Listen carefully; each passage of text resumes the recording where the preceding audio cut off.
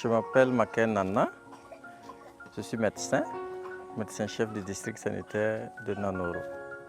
Donc, dans le cadre du projet Affidato, la coopération italienne et Elvia, ils nous ont apporté une série de pratiques nouvelles en fait, en termes de renforcement de compétences. On a mis en place à travers un certain nombre de villages du district des groupes d'apprentissage et de suivi des pratiques d'ange, c'est-à-dire alimentation du nourrisson et du jeune enfant. Avant l'arrivée de ce projet, on n'avait pas de GASPA qu'on avait mis en place. Donc avec le projet Elvia, on a pu mettre en place des GASPA dans beaucoup de villages du district sanitaire. Et avec ces GASPA qu'on mène pratiquement tous les mois, je pense que les pratiques en matière de nutrition ont changé. Quand on prend le cas spécifique de Semtenga, avant la mise en place de ces groupes-là, on avait un certain nombre de cas de malnutrie chronique. Et après la mise en œuvre de ces groupes-là, les gens ont changé en termes de pratiques nutritionnelles. Parce que les gens, c'est vrai que tout se trouve sur place, mais les gens ne savent pas comment les combiner pour avoir le bon équilibre.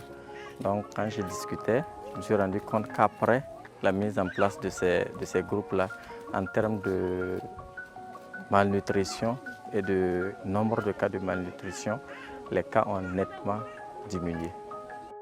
Les problèmes auxquels on fait face, de façon spécifique au niveau du district, on a des problèmes de ressources humaines, que ce soit en termes de quantité ou de qualité, parce qu'il arrive qu'on forme des agents de santé et quelques temps après, avec la mobilité, ils s'en font. En termes de quantité également, on a un problème d'insuffisance en personnel. On a également des problèmes en termes d'équipement, équipement en termes médico-techniques.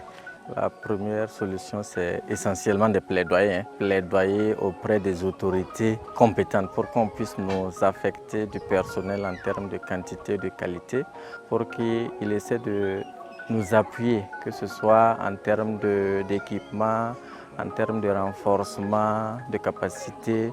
C'est un projet qui était le bienvenu, parce qu'on sait qu'il y a deux volets. Il y a le volet formation sanitaire, il y a le volet communautaire. Surtout au niveau communautaire, on avait beaucoup de difficultés.